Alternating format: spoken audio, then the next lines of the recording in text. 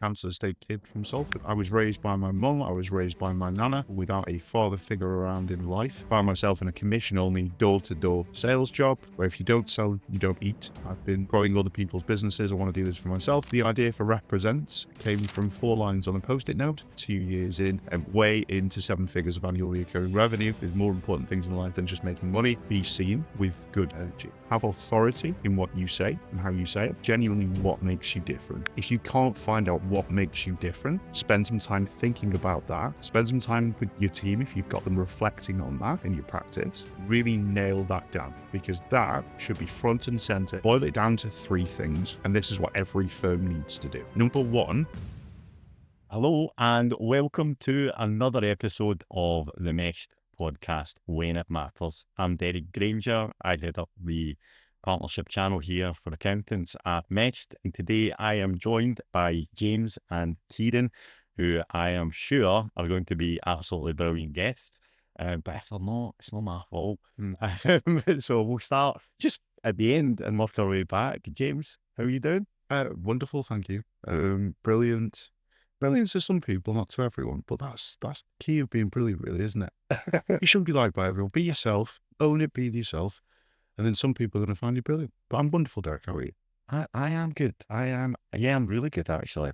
And we'll definitely touch on that a wee bit more, actually, because I was having a thought as I was driving down the road from Glasgow to Newcastle today about some stuff that we might talk about. And actually, there was something around that I thought, we're going to delve into that if we get a chance. And Kieran, great to meet you in person. How are things? Likewise, good to meet you. Yeah, this is the first time on a live podcast, so I'm quite actually excited. I had a moment of, does the Christmas jumper work or does it not? And then James was like, be yourself. So I thought, well, I'm wearing Christmas jumpers now. You can have me. This one is scheduled to go out in April, but that'll be fine. I'm looking at it. So it's not going to be still. I think I'll make it even better. It's not even April, but also I'm glad I've been able to give you the emotional support required in order to wear a Christmas jumper in November. Good job, Paul.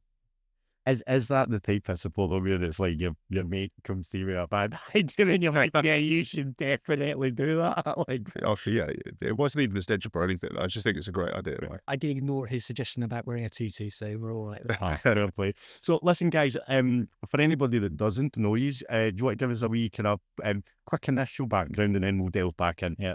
So this thing, we'll start with yourself, Kieran. Sure, okay. So for anyone who doesn't know me, I'm basically the deliberate person. So I've got a business, which is the Deliberate Formula, which is all about, it's kind of what gets my juices going, which is about how to help people be more deliberate.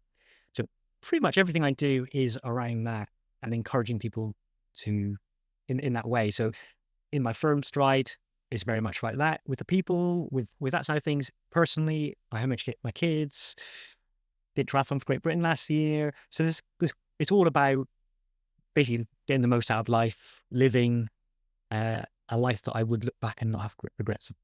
I definitely need some help with that. So I might use this as a bit of a therapy session today. This is one of the great things about doing podcasts I found, is that you can actually ask people loads of questions that normally you would get an invoice in for, but you can get away with it. So what yourself, James?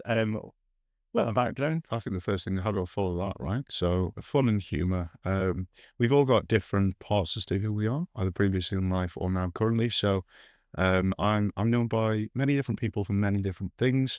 Sometimes that is mother of dragons, breaker of chains, leader of the unsullied. Sometimes it's man in finance, obviously made famous by David Guetta, but more commonly in the UK accounting and finance industry. I'm known as James Sundin, co-founder and chief evangelist of Represent. With regard to a background, I hold some incredible awards. New Business Salesperson of the Year whilst I was at Iris, winner of the first ever Pitch Slap, made famous by Jordan Vickery and Adam Clark. Outside of that, just general, I like to think good all-round human being, helping and supporting various different sizes of bookkeepers, accountants, fractional directors, both in practice and industry, to build better businesses and practices in multiple different ways. That was awesome. I have been thinking, because when I think of you, James, and for anybody, just to kind of add, I suppose, put a bit of context on it. So I we don't know each other that well, but we've got to know each other over the last We haven't did it. 12 months or so, yeah. But we do. I know you a bit more than I know Kieran, but I don't think I'm the only person in the accountancy industry that might think of you as like an international man of mystery. And I was trying to decide, do I want to be the person who finally gets to the bottom of what as James Sundin does? And I've kind of decided I don't, so I'm hoping that as much as we'll have a good chat. The only definition that ever needed, everyone. So save yourself a little bit of time there now. The only definition was given by Tony Stevenson. So, man, that makes shit happen. A free agent is how I would describe Tony. And his comment, which he endorsed me for on LinkedIn, Derek, for the benefit of everyone. Not even James Sundin knows what he does. He just turns up and is awesome in every area of life. So that should say everything about me and about Represent. Yeah, and I mean, as far as testimonials go, like, I think there should be an award for the best testimonial. That's going to be up there. I'll let Tony know. You'll send him one in the post. Yes. I mean, if you Tony, we don't know each other, but if you want to give me a testimonial,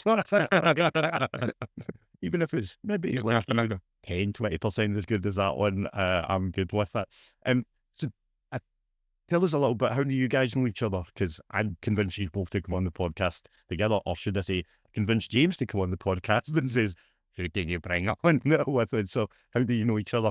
When I start, and we'll say at the beginning, so we decided to offshore our some stuff in our firm, and James was and another contact called He paused with a dramatic effect. Antonetta. which for some reason I have spoken to hundreds of times, but my brain just went blank. Maybe it's the pressure. Do you know what I think's absolutely wonderful? She's awesome, by the way. Do you know what I think's wonderful? The fact so many people mispronounce Antonetta's name, and we've got a running joke every time somebody messes it up. I always let her know. So I love the fact that that's been recorded. Awesome. And I feel the pressure now that she's probably going to end up listening to that. I feel less, but you're very important, Antoinetta. Do you know, when you have experiences being sold to, normally it's very much this kind of us and them experience. And with these two, it very much felt like a true partnership. And we bandy that around, and as accountants, you're always trying to be the true partner, aren't you? But it was the first time where it felt like they understood our values, what we do, and we became friends really quite quickly. And not in the kind of, you try to become friends because you want to get something out of it. Just friends for being friends' sake. And I think we just connected on that human level, which was quite valuable. And then obviously they stepped out of that environment. Along the journey though, this man invited me to a ski trip. The infamous now finance takes the piece, right? Oh, you should talk about that. I can't talk about that. How much do you want me to talk about that? It's not a case of everyone. It's not a case of what happens in Maldives stays in Maldives. So Kieran, a little bit of background there, if I may, Derek. So I asked Kieran about the ski trip. He said, yeah, I game as a kitten, or words to that effect. I asked him, your background. So how much have you skied before? What have you done? He said, yeah, it's been a few years since I've skied, but completely fine skiing. My only issue is stopping. I was like, oh, okay, fine, it's fine skiing. And that thought really came to mind again when we were on a chairlift on the way to the top of a reasonably moderate blue run, I'd say. That came to mind. And then I asked Kieran once more, so your background there, I remember you saying that you couldn't stop, but you were fine skiing. Just wondering, because that's kind of the first thing that you learn, is how to slow your speed down and how to stop. It's like, yeah, it'd be fine. And went to this bottom of this blue run, a little bit of an icy bit just before the bottom. Kieran has skied down it backwards. For the majority of the time, so a little bit of overturning. And was that on purpose? We'll leave that to the viewer to decide. There's a final close to this wonderful background and story. Kieran then went straight into an orange barrier, did a front flip, lost both skis, winded himself slightly in the process. And when you've got somebody that you've worked with as a client of yours who you're building a relationship with, and by that point it very much so become a friendship outside of just doing business together, you kind of found yourself going, that's a friend, haha, that's funny, but also at the same time, oh my goodness, are you okay? So quite a dramatic experience, but we had an awful lot of fun, and then progressed very, very rapidly into what I would consider to be an Olympic standard skier. I can move fast downhill, and I think I guess I guess it probably is this, probably why we get on, both of us get on well, is that in life, in business, in everything we do, we pretty much dive head in. Yeah. And Like that. sometimes we don't always know how to stop. I think that there's a great metaphor for that, probably what's happened with that, which is, yeah, let's do it. Let's go hike a mountain and take people up the side of sheer cliffs and go for hikes. But if it's going to help us build a relationship, get close together, have an adventure, let's do it. I think that's when we do that in business, we do it on the ski trip, and it's probably where we've connected. I mean, who wants to stop anyway? Like, like once you start, just keep going. Exactly. It's the bottom of a mountain for a reason, isn't it? Yeah. That's where you should stop. Yeah. Where the bar is. So, Kieran, tell us about your backstory. So, as people will expect, or I would assume you would expect, before you do a podcast, you have a chat with people and stuff like that. And I was blown away by your background and your, I guess, journey into where you are now. So, love to hear a bit more about it. I find it very difficult to say things without taking a very long time. So I'll attempt to shrink it down. So the starting point was, I went to university, did a sports science degree because I wanted to play professional football. That didn't happen. Did well, worked quite hard. Didn't happen. Came out of that and went and lived with my wife up in Newcastle, and I'd been convinced that she'd confirmed with her parents that I was going to be staying there. I had this image of a nice 6 months, finding the perfect job, etc. And a week into that, they said, I was walking past the living room, and her mum said, "Hey, Kieran, so when are you leaving?" So that was the start of, I guess, the downward spiral. From there, I needed to get a job really quickly. So I did door-to-door sales. We were running around the streets of the Northeast in what was getting to winter time. And in 2010, for the people that can remember, it was like 3 months of deep snow. So that was an experience. I eventually just got fed up of that and decided I just need to get another job. What's the next job I can do? Well, I've now got some experience in sales. Let's do some sales stuff, which led me into working for Sage. So my background was nothing to do with finance. Went and worked at Sage, did various different things there, eventually landing in a role leading the forefront of their automatic enrollment presentations and seminars, and I was the first person to kind of get out there and be a salesperson delivering that. And then that was delivered around the whole of the training team eventually. And then, so I had about 3 weeks practice in accounts, finance, pensions, and I was presenting for 3 hours alongside the pensions regulator. So kind of thrown in the deep, as it were. Best way to learn. Yeah. And then I was headhunted for a small tech startup which was called Just Accounts, they've changed their name now, in Manchester, which provides software to the accounting world. And I became a trainer there, then eventually moved into head of training. And I had people in my team, I just love to develop people. So I had people in my team that I showed how to do what I do. So I basically replaced myself after not long, 9 months, and I was effectively redundant in that business. Got a whistle-stop tour there of implementing software in businesses. It was intense. It was 90-hour weeks. It was, really a lot of hours trying to get this effectively startup moving further in that training area. And I did all right, although in hindsight, I can see all the mistakes and the problems I caused that business. Even at the time, I felt like I was doing amazing for them. And then the person in my team said they wanted to be a training manager. So I taught them the management side of training. My commercial director decided they wanted to leave the business, and I went to the MD and said, "Hey, can I do that job? Because this guy can do my job." And the MD said, "This guy can do your job. Great. He's cheaper. He can do your job. Fantastic. He's got it. But you can't do that one." So there was a moment where oh, right. Okay. This didn't work how I wanted. I put myself out of a job. Even by then, though, it was still very much focused on training, tech, software, nothing to do with really accounting and finance, although spent plenty of time trying to deal with reconciliations to fix problems as software migrations happened, all that kind of stuff. So had kind of been in the weeds, but not really understood what was going on. And then the chair of the investment board of that business was trying to start an umbrella company at the time. And the MD of said business said, "Hey, do you want to come and join this shell of a company called Paykeeper, and do you want to be the MD of this business over here? I went, yeah, okay. Let's see what happens. And I guess that was the start of what I call my MBA, because I basically spent the next couple of years spending a lot of somebody else's money, making every single mistake under the sun. We didn't really know who the client was.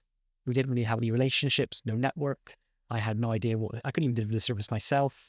Like, there was no variable in business I actually had confirmed. And then we very, very quickly evolved from that, realizing that we were too late to the market and market timing wasn't quite right, into being an accountancy firm and me actually outsourcing the accountants to somebody else because I couldn't do it myself. And that was kind of the beginning of the process. I think we talked about earlier how as startups you evolve and you're agile and you make quick decisions. And I just spent the next couple of years doing that, making quick decisions. Year one, I spent 95 grand cost to try and market and grow the business, and got 3.5 grand from customers. And I think that's a bit of an unusual one because it's not a tech business I was starting. This is an accountancy firm. So, but I think, as I say, I call it my MBA because it was a very, very rapid learning over the space of, I'm still learning ridiculously rapidly now over that time. And as much as now I could, do everything that an accountant can do in terms of set of accounts, all that kind of stuff, I've learned it all through pressure and time and that mold. In reality, it probably wasn't the most orthodox approach into that world. Yeah, but do you know what? I look back on my own career, and I was speaking to someone else about this the other day as well, and we were talking about just how the path to where you get to, like, it's never, well, I say never, but some people do have a very straight line. They go to uni, qualify, do the job, and that's it. For most people, it's not like that, and certainly for me, it's been up and down, twists and turns. But then, like, I would not be in the position I'm in now if it weren't for all of those things. And it sounds like, actually, for you, you would never be where you are now had you not done all of those things to get you there. And I'd imagine, James, for yourself, I mean, it'd be probably a similar, I say a similar path, not similar in terms of the same path, but twists, turns and stuff. How did you get to where you are now? Absolutely. I think the understanding that everyone should have, skills are transferable, and it doesn't matter what skills that you've built up, it's how you apply those to the next avenue, right? Because not everything is linear. There's an argument to be said is time linear, but let's not get into the philosopher and philosophical conversation about that for the benefit of the recording, because we probably won't have enough time, right? And I'll check out probably 15 seconds, and no, it'll happen, and that's all I can give you from You are the guy that says, "Are we in a simulation?" Right? So listen, hey, like, don't mind checking out. I'll be roping you in. But my background, so as the case with many people, Kansas State kid from Salford, right? Like my co-founder and represent Brad Burton. At one point in time, we actually lived 2 streets away from each other in Langworthy Road in Salford. So ironic, complete different points in our lives, but had not the same background and upbringing, but there's a lot of similarities there, I think. So origins, I was raised by my mum, I was raised by my nana. So there's a lot of people without a father figure around in life. What did that teach me? To always do what a woman tells you to do, which has served me very well with Mrs. Sundin nowadays. But I really started my career properly as a chef. So I did my GCSEs, went to do my A-levels, ended up exiting for various different reasons. Apparently, if you copy from one person, it's called plagiarism. My explanation when I left sixth form and was walked off the premises was, if you copy from multiple people, it's actually called research, which, so I've clearly had that bit of sass since a very young age, but find myself, as many people do, in the economically deprived area of the northeast of England, found myself in a commission-only door-to-door sales job, representing, no pun intended, various different charitable organizations, going door-to-door. When salespeople say life's hard, have you walked around in the cold on commission only, where if you don't sell, you don't eat, in the cold, the wind, and the rain, especially around the time of Halloween when people think you're a trick-or-treater, and then have you been chased down the street with a man with a piece of wood in his hand because you tried to save a panda? No, you haven't, therefore it's not that bad. You know, this is crazy. So all three of us have done door-to-door sales. And I was thinking of this, I was listening to a podcast on the way down today from a guy, I don't know if you will know him, and he's if we link him into this, he's going to be thinking, why am I getting mentioned in a podcast? But James Smith, who started as a personal trainer, he's now that he does business coaching. He's also got a drinks brand called Replenish, which is brilliant. It's I look at. It's not an energy drink. It's a productivity drink. So it's got nootropics and stuff in it. But anyway, he done door-to-door sales for Empower, and I done it for Scottish and Supplement Energy. And I remember, like you, being in the winter, soaked through, chatting somebody's door, and you're hoping they're going to let you in. And they're like, no, you can stay in the door. But my worst experience there was when I was in an area of Glasgow. It's officially called Postle Park. It's that we just call Postle. And I got robbed by a junkie for a calculator. I'm sorry for laughing because there may still be some unresolved trauma there. Considering there's a mugging, you got mugged by a junkie for a calculator. Yeah, it doesn't add up. If you weren't meant to do something in 5 hands, things don't work out. I mean, I don't think he was looking for a calculator. That's all he got. I was like, So, but yeah, just the fact that we've got 3 people here sat who've all done door-to-door sales, which is as tough as it gets when it comes to sales. And I always say to myself, or anybody that I've ever worked with, if you're kind of feeling like you don't want to pick up the phone and speak to somebody, try chapping somebody's door in the middle of winter, soaking wet, and asking if you can come in. We call it emotional damage or character building. Yeah, really interesting you said about James, the drinks company though. So one of the dynamic we've got, so both me and Kieran are investors within a low or no alc cider brand called Chance. So genuinely, it's the second best thing I've ever put in my mouth, which the founder John absolutely loved when I shared that on a director's meeting, wasn't it? So yeah, pretty cool. Yeah, I'd like to know, but as a non-drinker myself, that might be something that I'd be interested to see. I'm tempted to ask what the first best thing you put in was, but I'm worried with the answer. That's between me and Mr. Sundin. That's absolutely correct. It's not that type of podcast. So anyway, sorry, I cut you off as you were telling us about your kind of John. So that's okay. Fast forward from there, very, very humble beginnings.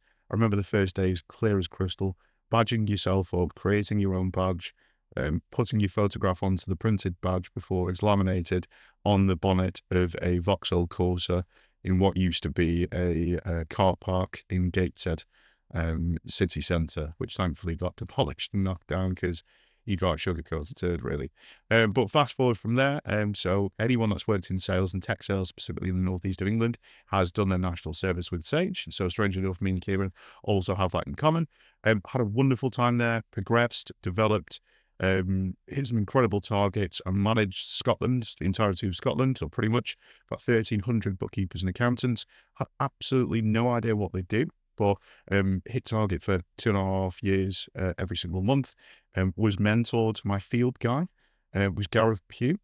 So a very well-known person within the industry, but Gareth was the one that really taught me the ropes whilst I was wet behind the ears. From there, I got headhunted to go across to Iris. Karen, if she ever sees this, was the biggest inspiration to me. It's somebody that progressed her career while she was at Iris up until exiting recently. Right the way through to being an operational director for the entirety of Iris from a global perspective. So somebody that, like me, came from very humble beginnings, but somebody that saw something in me, gave me that opportunity, and they really nurtured and developed my talents and skills. Took a bit of a sabbatical, a 6-month sabbatical from Iris. A previous sales leader kind of reached out to him, wanted to keep in contact, wanted to have a conversation. It led to him offering me a job. So I took 6 months out as part of the Salesforce ecosystem. I found myself living in Manchester, but working in London 5 days a week. I kind of thought to myself, hey, there's more important things in life than just making money. Thankfully, I'd left on great terms with Iris. They brought me back with a pay rise, might I add, and guaranteed commission for the first 3 months, which to the delight of some of my peers really pissed them off at the time because they didn't get any of that, a pay rise or guaranteed commission. And then I've kind of just been headhunted for the rest of my career. I've spent 3 years in practice, chief commercial officer for a group of firms based out in London, two different firms, outsourcing or offshoring business. And I kind of turned around one day and went, hey, there's this itch I want to scratch. I work with business owners. I've been working with them at the time for 8 to 9 years. I want to be one myself, right? I've been, growing other people's businesses. I want to do this for myself. So the idea for Represents came from 4 lines on a Post-it note. It then built into what is now 2 years in, way into 7 figures of annual recurring revenue, supporting various different people from a finance background in 5 areas. So to win clients, stand out, be seen, be visible, get the clients you actually want to win, that you want to work with, delivery of the work. She's good at that. Yeah. Thank you. As a customer of mine, I appreciate Yeah. it. See the Raptors own website case study. Wouldn't believe it. I don't know. I would have pages to say no and then just ruin the other social media anyway. But outside of that, delivering the work, helping them to grow our acquisition, helping them to automate more from technology and with AI specifically, very much our buzzword, helping them with practical use cases of AI where they're actually at right now, helping them automate more from a data perspective. And then finally, the 5th area, as and when they're ready for it, exiting to the right people at the right time for the right price, right? So full life cycle of an accountancy practice, regardless of what stage they're at. If they know where they're at now and they know where they want to get to, there's not a service that they do or they provide or a thing that they might want to do that we can't support them. So yeah, a clusterfuck of a business, but there you go. I've given it 5 lines. No, but it works. And I know some of the people that you work with, and some great accountancy firms and really fantastic people who certainly appear to be doing good things and growing at a significant rate. So I did mention a bit earlier on that it's almost a bit of a therapy session or me getting free advice. But more so for the listeners. A lot of our listeners are going to be other accountancy firms, and also some businesses as well. But for the accountants, one of the things and we've spoken about this a little bit, and there's a while back now, but I'll get accountants on a fairly regular basis asking me about tips and not tricks. That's the wrong way of putting it. But when it comes to growth, because it's an area that I think a lot of accountants struggle with, partly because maybe as an industry, they've not really needed to go out hunting for business in the past, and maybe that's changing a little bit. But is there anything you would say in terms of the work that you guys have been doing together that you think that's been really effective, or without giving away too much here IP, but enough that people might think, oh, maybe I want to speak to James myself. Yeah. But anything you would think kind of between the two of you? Yeah, do you want to come in on that first? Yeah, go on. I'll give 2 answers to that. I'll give the startup answer and the post-startup answer. The startup answer is you are a scientist trying to identify or prove a hypothesis ongoing.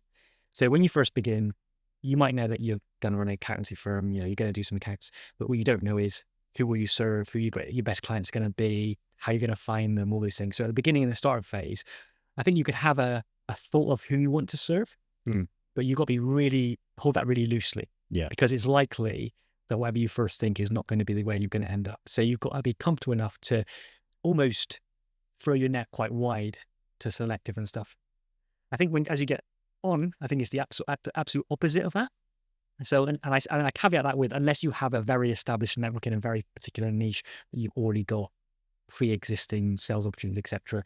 Like, James had an amazing relationship with lots of people in the accounting space already before he started what he did. After that, I think, I don't think that it's very hard to stand out. And if you're going to stand out, you've got to be really direct. As accountants, as what we do is more CFO level, part-time CFO. In those, there's so much competition. To stand out, you have to, at least from a marketing perspective, market in a way that makes you be different. Mm-hmm. So for us, that was about identifying a very, very clear niche, and not just going after that niche, but also thinking about all the kind of management thought, but like what makes a niche good? So for us, we tried one niche, which was umbrella company. We tried to go down that as a business. We were way too late to market. We tried to go into franchising, but there was two issues with that. One was we were still a bit late on the timing.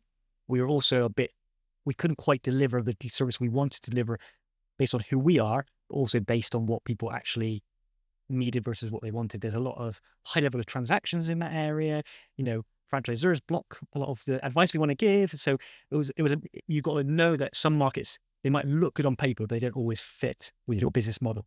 Another account could do amazing in that area than us.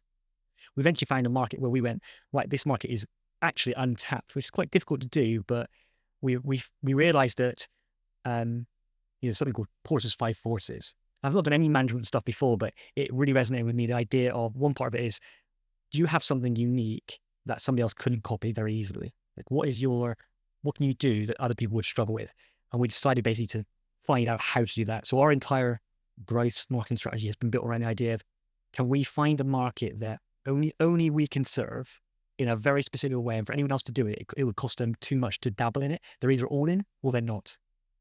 So I would say that at some point you move from that wider, let's see what's going on, to, okay, I now need to make a decision, right or wrong, and go, right, how long, maybe 2-3 years, I'm going to focus on this area and figure out how I really go deep into this, supplying that client with exactly the service that client needs, not just a generic service. I think that means that you spend wisely. And you might service some other stuff, potentially, but you need to very much focus your energy and efforts in from your growth and marketing on what I believe on one place that you can step out and just look different. I guess, we brought James in to come and help us at some of the events that we run. But the building work behind those events were very much, we've proven that our market was the right market already, which was the first time in 10 years, we're a decade this month. So first time in 10 years, we've proven that this was actually something that if we put extra money in, it would grow that. Yeah. So there's this like testing phase, and then this phase where you go, I've now got to gamble enough. I've got enough knowledge that I need to gamble and go all in on this now. And I'm not going to just go half in. I'm all in on this, for right or for wrong.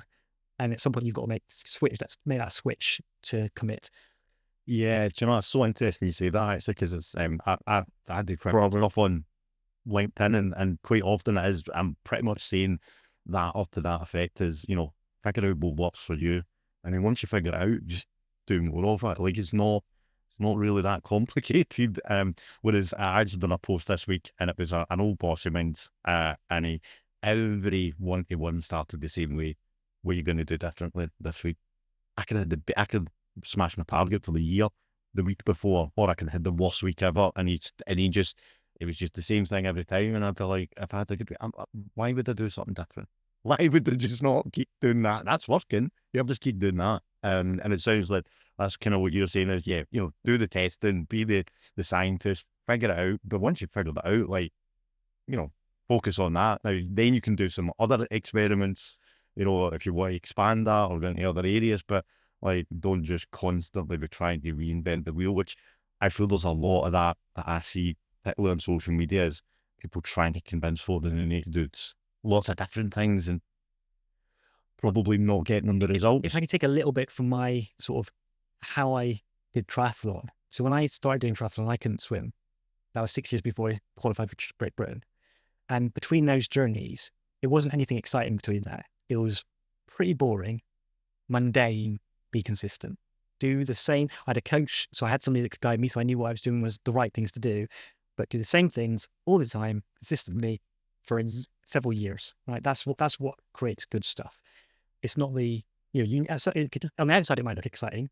Even the stuff we're doing now, running a community, we've got lots of people that see all the front end of me turning up to those community events. What I don't see is the hours and hours and hours of on LinkedIn trying to find somebody that I can invite to the community and spending like an hour and a half to find one person that I can invite to the community. And that kind of, the things that feel like they're not a great return on investment, but that compounded over many activities, that's going to help you to, that next year it's going to be a little cheaper, take us a little less time. Year after it's going to be a little cheaper, take us a little less time, and build towards that. And it's, we've proven that approach, that consistency in approach, has now given us options and choices over the clients we choose to take on, and allowed our price to be the price we want it to be at, and all these other good positive things that come out of being in a in a high opportunity place. Yeah, no, awesome. James, will be yourself. I mean, I'm assuming somebody is going to be like, yeah, that's kind of like similar, but you'll have your own take on it as well, because you do things a wee bit differently at Represent, I would say. Yeah, I mean, go big or go home. Yeah. Right. I mean, so I'll give 3 layers to it, I guess. Firstly, I'm going to go into a bit of context. But there's something that really sticks out in my mind, and somebody I'd say is somebody that I think is an all-round great human being. But I'm going to quote Martin Bissett from an overall perspective, because I know he said, don't want to give any of your IP away or anything else. And there's a line that Martin said last time we were catching up, and he said, he was talking about social media and what you share and things like that, very similar, or a different medium to a podcast like this. And Martin says, I rarely have an opinion from a public perspective because people pay me for my opinions, right? Which is generally one of the most crystal clear lines that seems appropriate. But you know what it is? I want people to get value out of interactions. Everything I post, everything I share. What I'm actually doing is, over a very lengthy period of time, giving away my IP for free. That's what I should be doing on social media. And that as a strategy for accountants is very, very important. All of the things that's in your head, and Kieran, one of Kieran's team, Jamie, right? So one of the other guys in Stride, I've kind of said this to Jamie, when you're thinking about social media and what you're putting out there, what we need to do is take that knowledge that you've got in your head. We need to give that away for free in a very structured way, where it's educating, leading your audience to know you, to understand you, to see you, the credibility that you have and the authority from what you share. That is what attracts people in a really great way. I think you boil it down, and it's a bit of a generalization, which I hate, because every firm is different, right? So as Kieran's already shared, we've done an extensive amount of work with the team at Stride, various different ways with great results. Again, see case studies on represent.global or my LinkedIn profile for more, right? And hopefully that'll come on the screen there or something like that. Jazz hands. But boil it down, though it's different for every firm, regardless of size, and not as many are as progressive with regards to their outreach, their process, the network that they've built, as Kieran and the team at Stride are. But boil it down to 3 things, and this is what every firm needs to do. Number 1, be seen with what I refer to as good human energy, right? So your client, your ICP or ideal client profile, where are they? How do you find them? How do you get in front of them in a way that doesn't come across as pushy or salesy? Because number 1, nobody likes to be sold to, other than salespeople, of course. Like, I love it. Although people reach out to me on LinkedIn, I'm just like, pitch me shit, go again. Yeah. If it's a good one, and things I don't even want. Listen, don't get me into that. I literally had a call earlier today with our CFO going, James, what have you subscribed for me?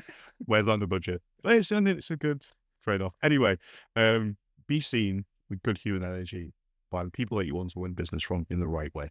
Secondly, have authority in what you say and how you say it. And that doesn't mean talking down to people, doesn't mean shouting from the rooftop with a megaphone. It's on the credibility. Your authority comes from credibility as to what you share, what you put out there, how you educate your market in the right way, in a non-invasive way, as to who you are, what you do, the benefit that you bring, and genuinely what makes you different. If you can't find out what makes you different, spend some time thinking about that. Spend some time with your team if you've got them reflecting on that in your practice. Really nail that down, because that should be front and center in everything that you distribute from a marketing standpoint. Outside of being seen with good human energy, credibility and authority, what you need to have is a clear proposition. So many people, and I did this on purpose when I started Represent. So earlier you said you might get to the bottom of what you actually do represent. The reason why we did that, because we do so many different things, and we do so many different things for different markets. We work with SaaS vendors, we work with professional services businesses, we work with bookkeepers, accountants, FDs, right? So all of the things that I've done over my multi-award-winning 11-year career in finance, that's who we help and support. Yeah. Saying all of that, all at the same time, confused the shit out of everyone. Yeah. And I was like, any marketer will tell you niche, talk about the same thing, talk about it again and again and again and again and again. That's how you'd be known for that thing. When somebody within your ICP has that problem or needs your solution, they'll think of you and then they'll come to you, right? That's what they all say, yeah?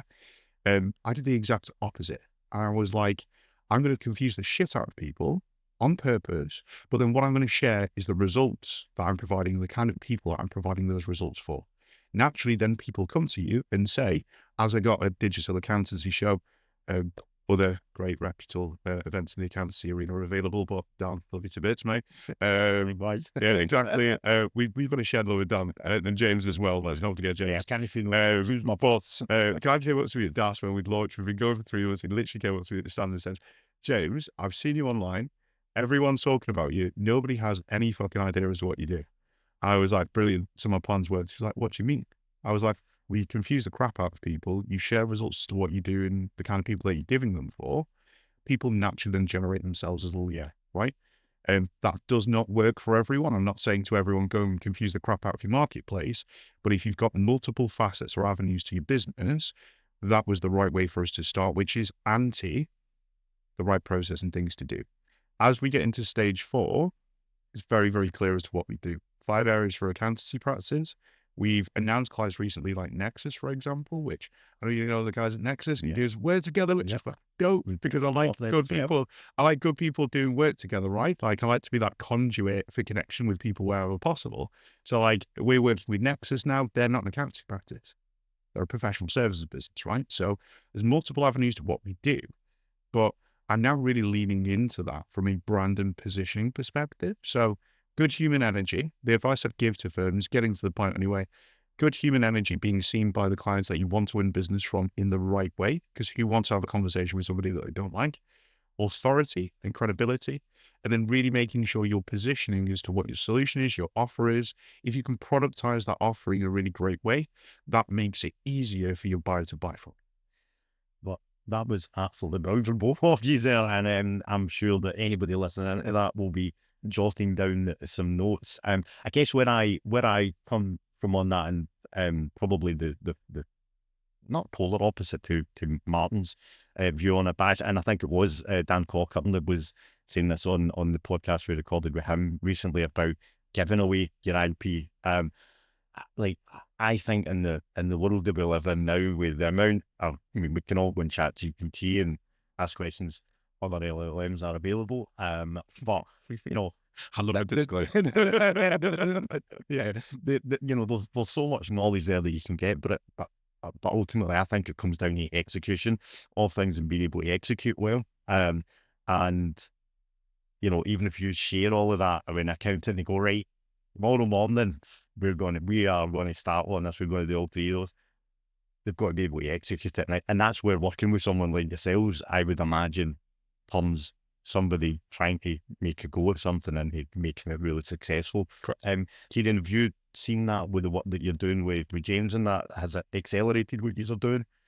Yeah, I mean, we've got some stats going. I'll answer that question. I'll just add another bit to the point before as well. Is, you know, I went for a process of reading books where I would read a book a week. You know, and I did that for 40 weeks straight. I read a book every single week, and that was great. I got a great perspective on stuff and started to see patterns, all that kind of stuff. But unless you're going to take that data, that information, and then put it into practice, like you said there, you're just filling your mind with information. Yeah. I think the thing about giving everything away is you can give everything away, right? But ultimately, 1 in every 20 things, even if somebody sees every single thing you give away, there's very few people who will be able to take that and then execute on it. Most people will see something and go, oh, that's a great idea. I really should think about it. But at some point, nobody's holding them accountable. Nobody's moving them forward. There's not this cohesive, things aren't put together in a cohesive way. So I think it's very difficult for somebody to, even if you give everything away, to actually take that and use that in a wise way. Yeah. So that's the first thing. In terms of what we've seen with James, I mean, we're working on a couple of fronts with him. So the first one is on the offshoring route. You know, we went through this process of looking between offshoring and the idea of outsourcing.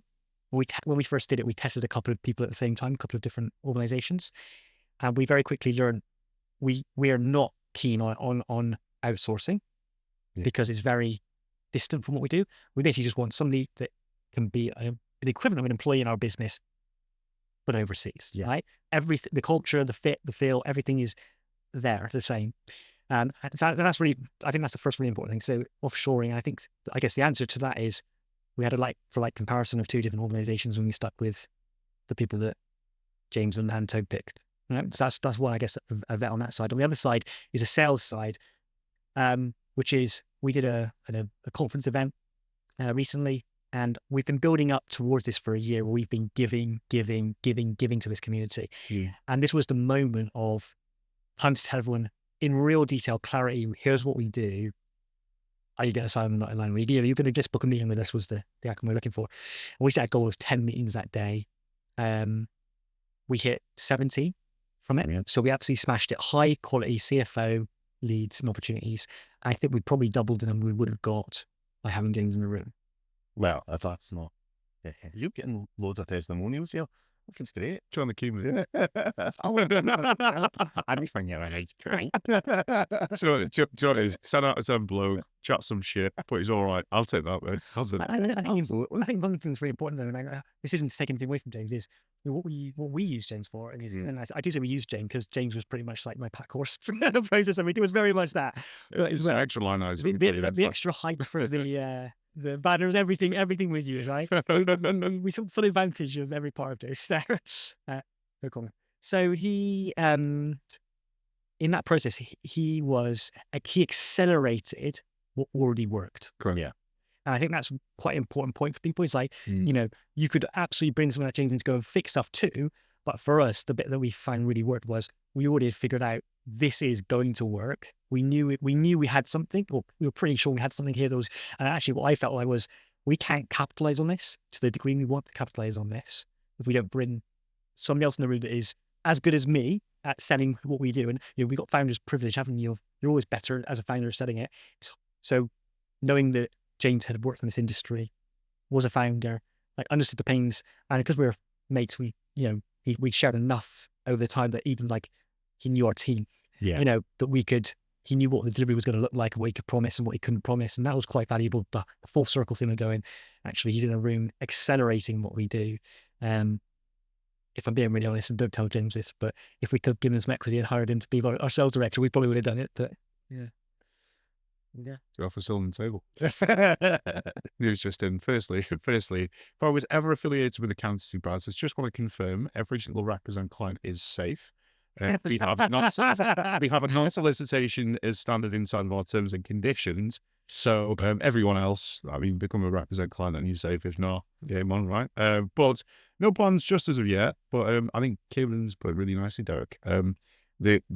The key and the gift where it comes to growth is taking what's there already, amplifying it, making the message clear, helping distribute that and accelerate that process, right? Accountants, or even bookkeepers for that matter, I think fair to say as a generalization, aren't as confident as other types of business owners where it comes to quantifying, demonstrating and talking about their own value. What's really, really powerful is what your clients have to say about you. Yeah. Where it comes to things like social proof. So social proof is the phenomenon of head fucking somebody without them realizing it to say how great you are, right? So you can have short form content, you can have videos, you can have things like case studies, but get on a call with your client, record it, and look back at what they say.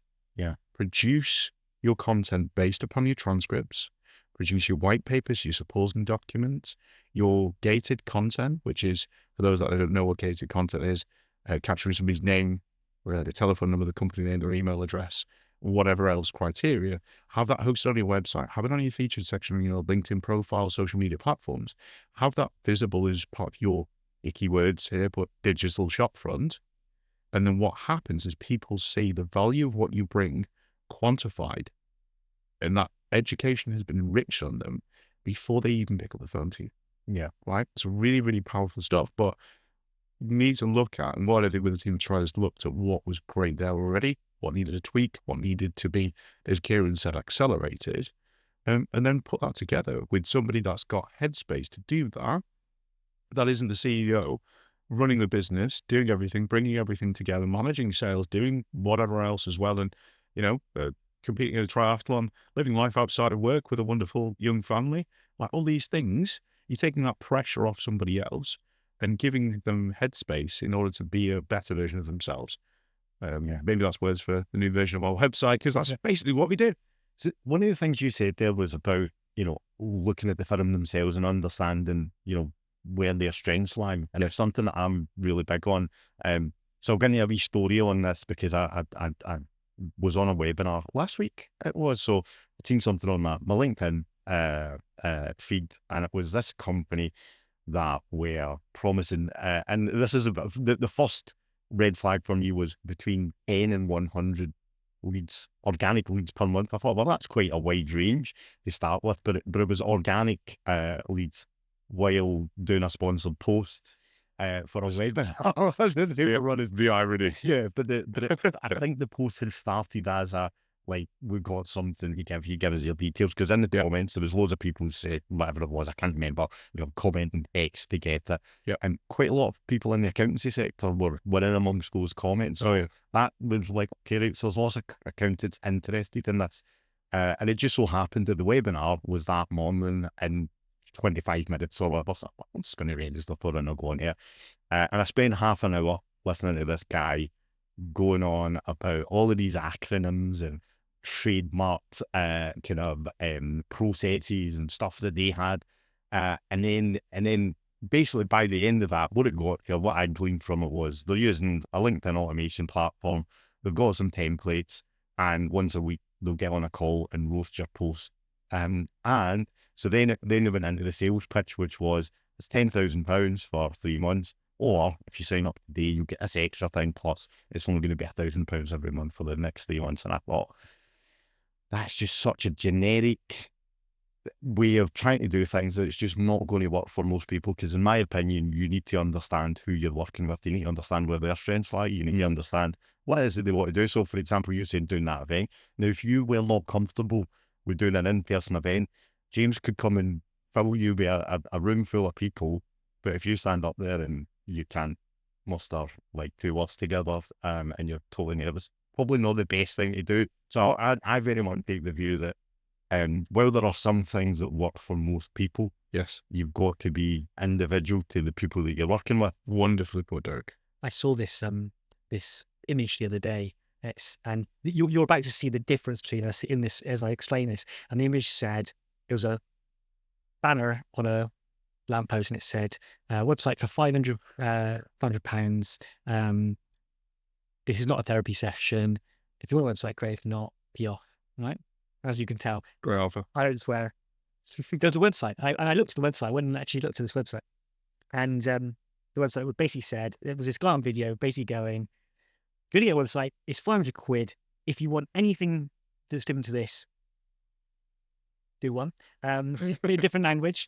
And it was kind of like, this isn't going to be all singing or dancing. It just owned the whole, we don't want to have meetings. We don't want to talk to you if you want to have a therapy session. If you're going to ask for amendments, we're not going to give them to you. This is a one and done moment. Do you want it or not? Right? And it just owned that space. And, that won't be for everyone, but for some people that will absolutely resonate and they'll do really well. And the great thing about that is there's 2 parts to that. One is it's great marketing, but the more importantly is when you start to really dig into it, you realize it's a great business model. Because what they're saying is, in their marketing, they're pre-qualifying all the potential problem clients that won't fit with what they're doing, because they're saying, basically, if you're going to ask these questions, you won't be happy. Yeah. So there's no point in you being here. But if you're going to just do this and do this, we can probably build a very scalable, fast model. None of that AI stuff. This is what we're going to do. And so you can already see the business model behind it just by looking at how they present themselves from a marketing perspective. And I think that's quite important. And it shows a confidence in themselves. Right, we know where our skills lie. We know what we're good at. If you want it, great. If you want something else, we're not going to be the people for you. So, like, it's not wasting their time, not wasting the client's time, or prospective client's time. So, I mean, I'm not saying it was necessarily be the approach I would take, but I respect it. I think there's a gentler way to be direct. Certainly, I think that's a bit of an understatement. But yeah, you've got to play to your strengths. You got to know what you're good at, what you want to do, the kind of clients that you want to work with. It's really important. Like the buying process, that consultation, that chat, whatever else.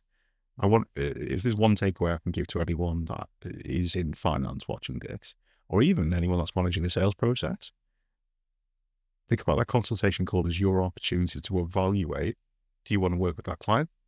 As an equal is to them evaluating, do they want to work with you? A lot of people overlook that and is subservient to their clients in a buying process. Why? Yeah. You're running a business for a point. because you get to choose your clients and who you want to work with. Why have we forgotten that you're just as valuable as your clients are? Yeah, absolutely.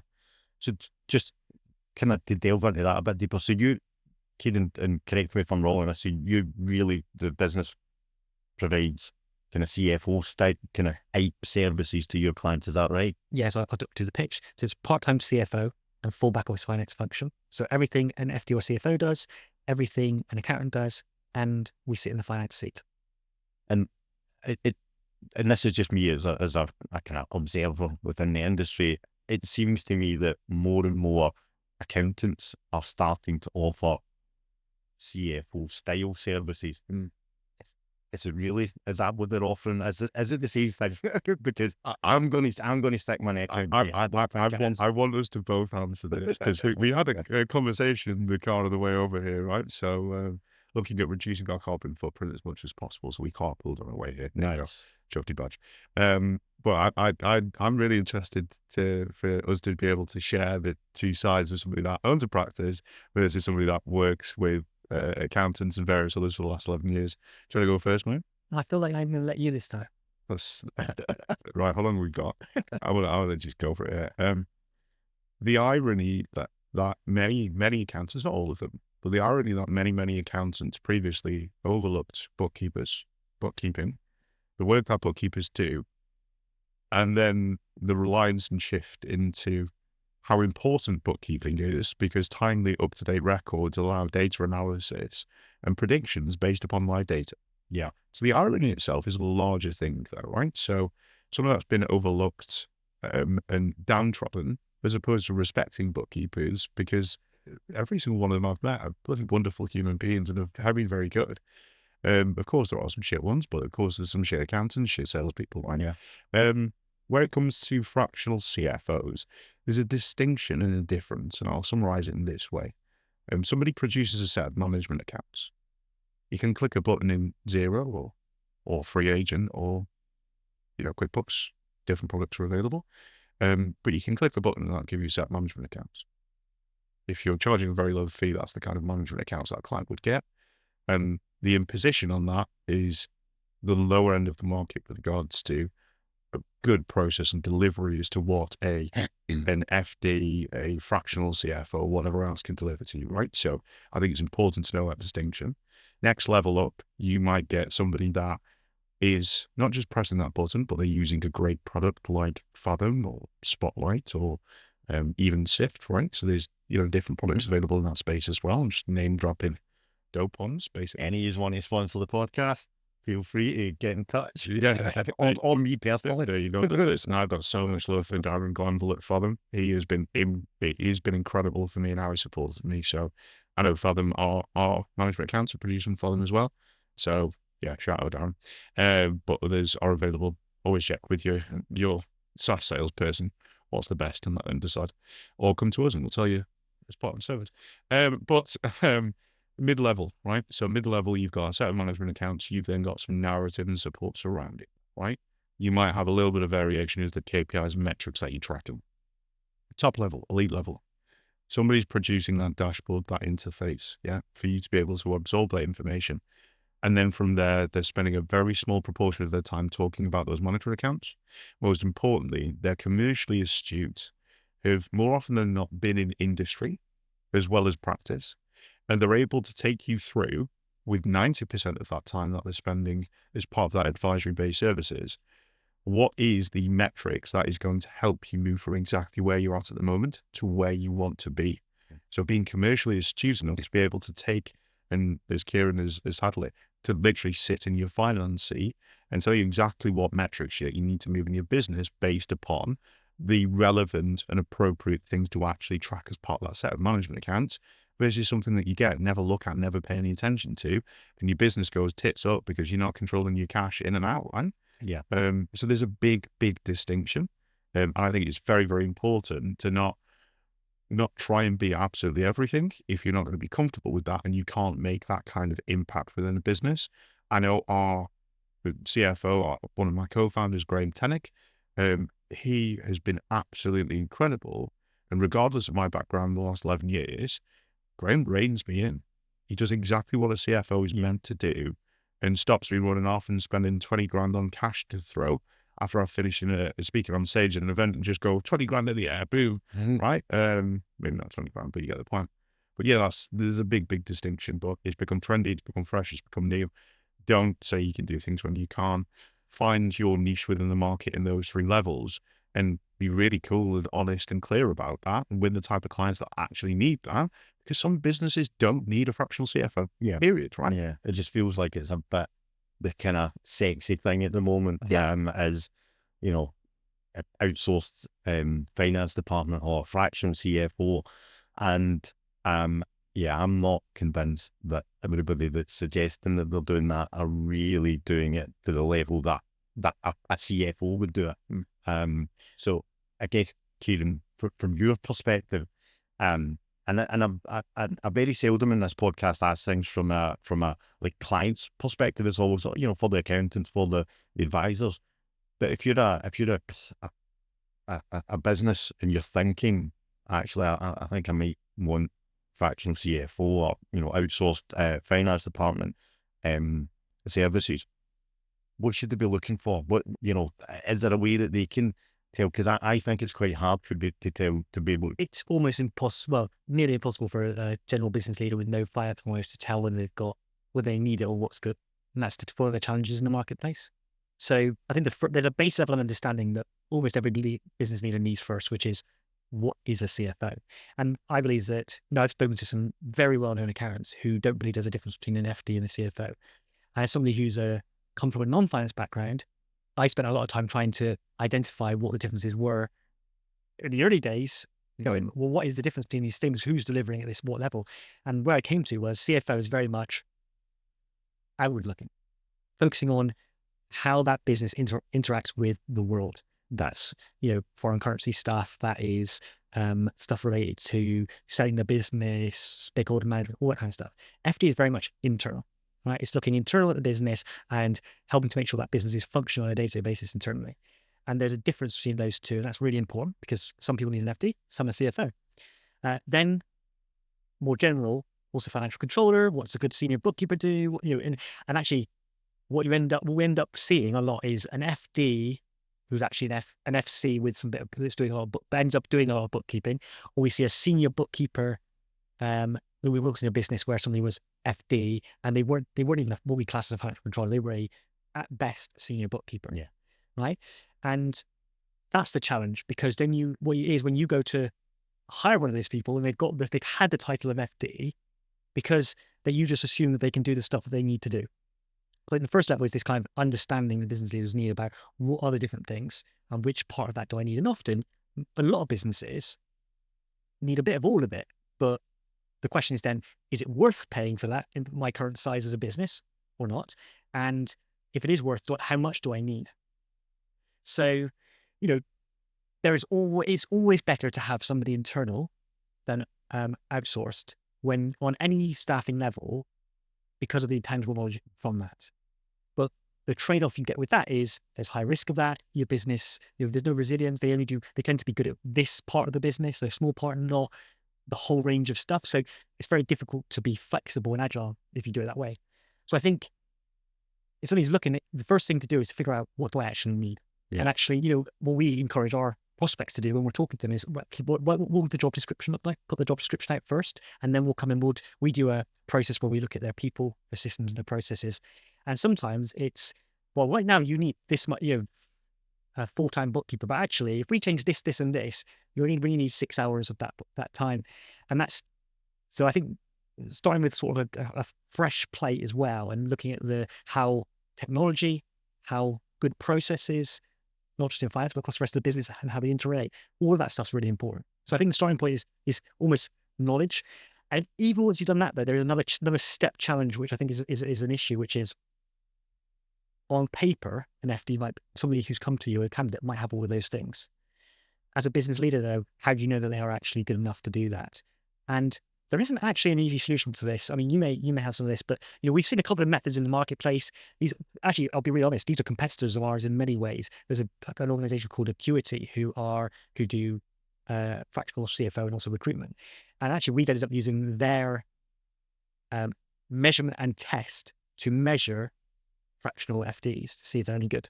Yeah. So it's called the acuity method. So there's some tools like that, and people could, but unless you are a finance person, how do you have to, you need to be a finance person to measure that process. And I think that's the challenge. It's almost like if you're going to bring an FD in, it's almost worth. What we do for our clients is if we're not going to end up being the FD, and we're doing like a project piece, and we actually end up saying, actually, you need a full-time internal person, we'll help them with the process. Yeah. I don't know how people do that without having that knowledge, other than maybe finding a consultant who has got that experience, who can support the leadership team to get that, because you need to have that knowledge first to be able to check whether the person in front of you is going to actually be the right individual. And that's the challenge. I really like what you said there. All of it, I thought it was great, but about putting out like a job spec, you see, because I think the other thing that I've seen quite often is that companies will recruit for an FD or a CFO, and actually what the job is more a financial controller role. And then if you've got a good FD doing a financial controller role, they get bored easily because it's not really what they want to do.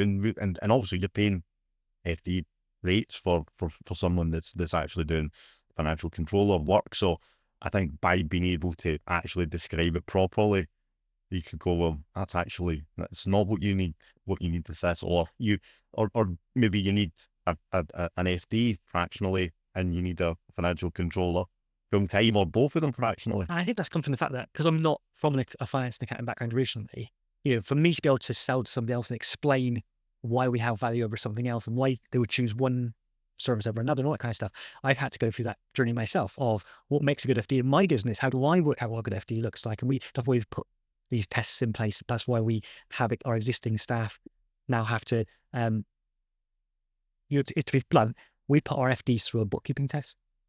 Because exactly what James has been saying there is, we've seen a lot of people they love the strategy, they love the meeting and having all that stuff, and that's what we definitely need that person.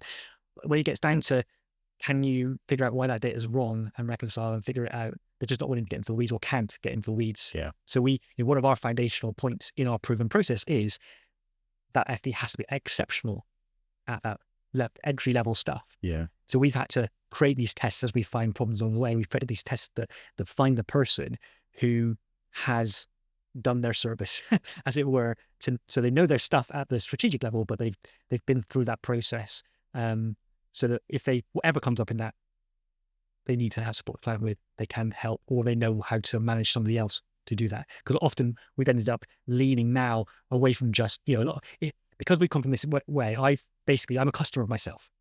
So I'm the CEO, and I go, I have an FD in my business, and I go, this is what I want as CEO in my business. So we can then replicate that with our clients, right? And go, actually, that we're not trying to be accountants, we're trying to solve the problem of financial clarity for the business leader. So it means we can say, Powerful. It means we can say, actually, I need you to be in my meetings. Are you going to add value? Maybe, maybe not, but I need you there so that you can see what's going on. I need you to, I need to be able to be in a meeting, play around with a calculator, and know how that's going to affect my business. My finances are going to affect my business decision, not just give me a budget that's going to be, 12-month rolling budget that I touch every now and again. Because what we find often is you'll have the accountant, they'll have them do all the fractional CFO stuff, and then the business leader is still doing their own cash flow forecast. Something's missing here. What's missing? And sometimes it's right for them to do it because of intangible knowledge, but it's trying to break down all the barrier between somebody just adding a bit more onto their service and actually, okay, what's actually giving the impact on that client. And I'm not saying we're perfect at it, but we're pretty good. Yeah. And I was saying that stuff that James was saying, we're further ahead than most because we're always learning, we're always trying to focus on that outcome based. Yeah. Did you ever collaborate with other accountancy practices or with bookkeepers, for example? We do quite often, actually. Yeah, because what our model works is we kind of fill the gaps. So we'll walk into a business that might already have an existing bookkeeping relationship with an external provider, or we might have existing staff. And because we're looking at people as well as the systems and processes, we will vet them. If they're good enough, well, yeah, if it's working, they're good enough, if the cost makes sense for the business, leave them in place. If not, we'll fill the gap. So, there's some businesses we're just CFO for, and they've got their own accountant and their own internal bookkeepers. And there's other businesses we work alongside, they're completely outsourced, we'll work alongside a bookkeeper. So it just depends on the model. we tend to, though, we will only work with people where we can lead Yeah. the department, because they have to follow our process, because we've proven that you can only have one person making decisions on leadership. So whoever we work with has to still follow that lead. I mean, I guess in some ways that goes back to that conversation about the web developer person, the websites. Is like you've got a very clear, like, we lead that relationship. And if that doesn't work for you, we're not the right people for you. And it's better having that at the outset. So I'm guessing we are kind of getting close to time, although it's absolutely flown in. But there are some things that we kind of like to do as a matter of course. I say that's the wrong way of putting it. Within the podcast, and although in saying that, we have mentioned quite a lot of people just in the conversation. But I've dropped like 20, 25 of them. the great thing is I get to tag them all on the. I want to see if that's a new TV. But one of the things that I like doing, so I am very big on community, and I genuinely do love being a part of this community with accountants and bookkeepers and fractional CFOs and anybody that I've missed out there. I'm sorry. But and the whole thing, the podcast for us, or certainly a big part of it, is about us being able to give back to the community, because obviously we're trying to partner with accountants, for the services that we offer to try and help our clients, but we want to give more back. So one of the things I always ask guests is, if you could give us one, if not or two, people. They don't need to be on social media, but seeing as like we all live our lives out in LinkedIn to a degree in business, but folk that people should be following, for whatever reason, whether that's because they're just inspirational, they give great advice, they're kind of funny, or they're a car crash, whatever it is. But move it yourself, James, because you've got a lot of connections in this community. So yeah, anybody that you think people should be keeping an eye on or giving a follow. Do you want one or two? If you've got two would be good. So firstly, Brad Burton. Nothing to do with the fact that he's one of my co-founders, nothing to do with the fact that he has a great track record where it comes to supporting accountants outside of various different other, business segments and types of leaders and C-level execs within those, right? For the thing of genuinely, I wouldn't be who I am in this version of myself if it wasn't for Brad's help. The business that we've got, the success that we've seen, wouldn't have been there without Brad's help. Yeah, I don't think I've ever spoke to him. Share some comments back and forth. He's a nice guy. Yeah, Don't be afraid. No, from Salford. He's covered in tattoos. Dan Corker, he spoke about him in the podcast that's just went out today, and about a chance meeting with him that basically gave him the kind of the confidence to go and do what he does. So from everything I've seen for Brad, he seems like the type of person that brings out the best in other people. And maybe even gives them the confidence when they don't have it. Most certainly is. The only other one, and again, I'm going to keep it close to home, so to speak, Graham Tannick, who again is another one of my co-founders. Strange how the people I've surrounded myself with, every man is not an island. We are a product of our environment. And it's strange how people I've surrounded myself with, whether those be customers or co-founders, they add and bring something and make me a better version of me. Yeah. So I think you can be selfish by giving as well as receiving, where it comes to people you surround yourself with. But outside of being a seasoned entrepreneur in multiple different ways, outside of being an award-winning, CFO and accountancy practice owner, it's just genuinely a wonderful, wonderful human being. Like Kieran, somebody that I would consider a very close friend, somebody that has been to my wedding. And I don't invite people to my wedding that I don't want in my life, really. Is should be the case. Generally, just everything about him is caring, kindness, his compassion, his views and opinions on the accounting and finance industry.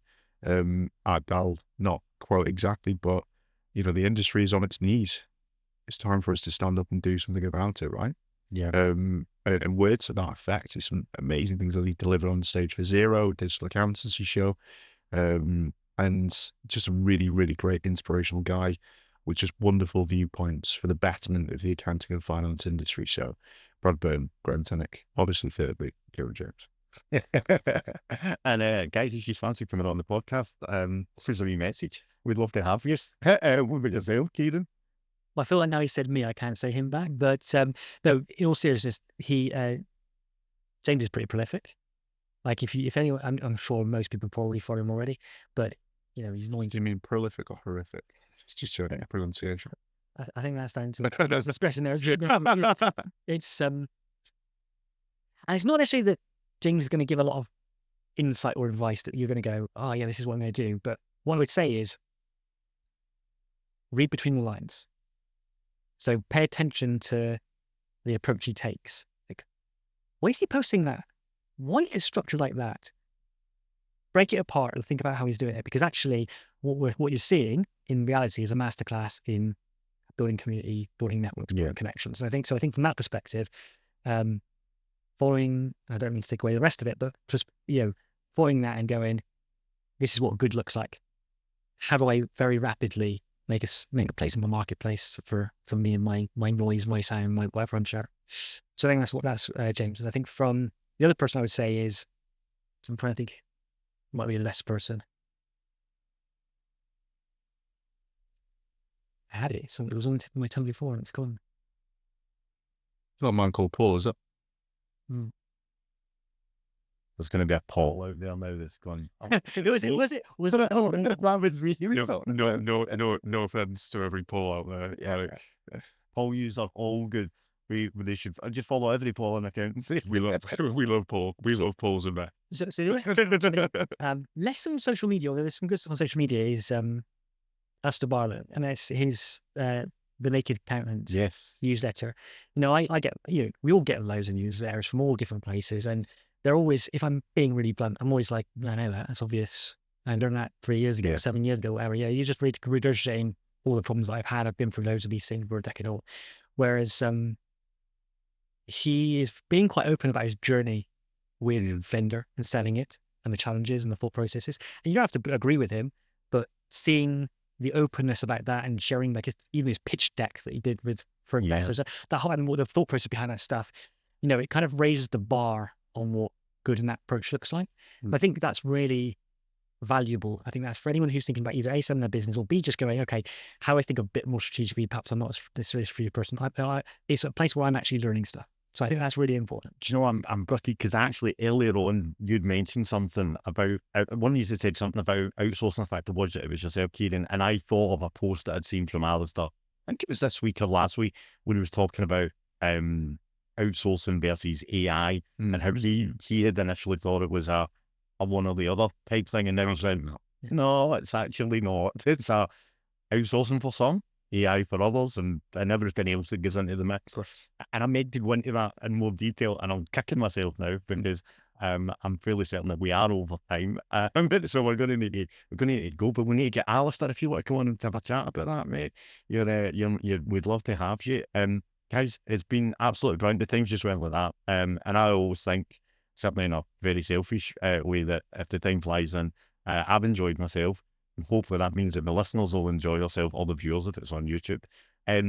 Just before you go, any kind of final remarks, if anybody wants to find you or anything like that, where should they go, kind of closing messages or anything like that? Kieran, you first. Well, if you want to go somewhere, Stride, STRYDE.co.uk is our website. Get in touch with us. That would be great. Follow me on LinkedIn, Kieran James, and always happy to build community. Any closing remarks?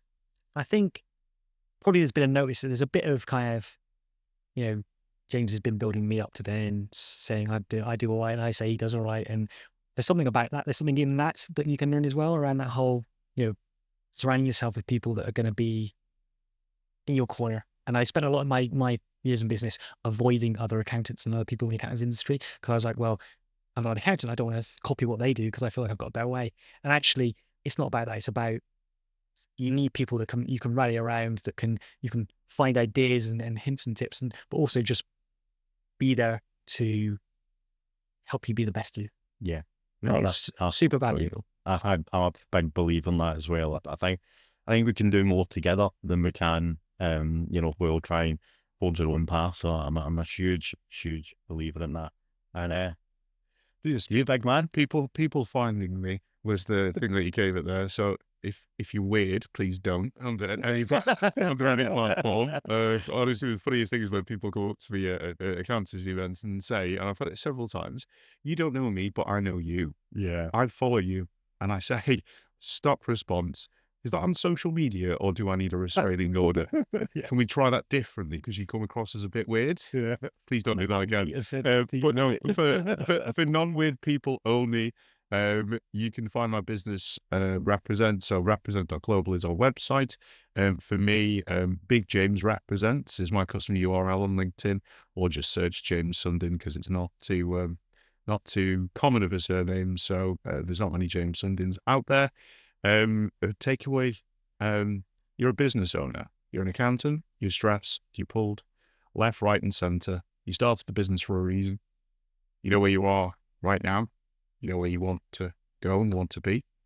Don't lose sight of the reason why you started in the first place, and move like absolute hell, absolutely like a bat out of hell to get there, because you started a business to give you freedom and passion and a great time inside and outside of work. Go and do it. Go and do it now. Need help? Holler. You got me G'd up. No, you're G'd up, Kieran. His heart is things. We're ready to go. You spend time around him. He's selling you everything, isn't he? Guys, thank you so much for joining us. It has been a real pleasure. Cheers. Bye-bye. Adios.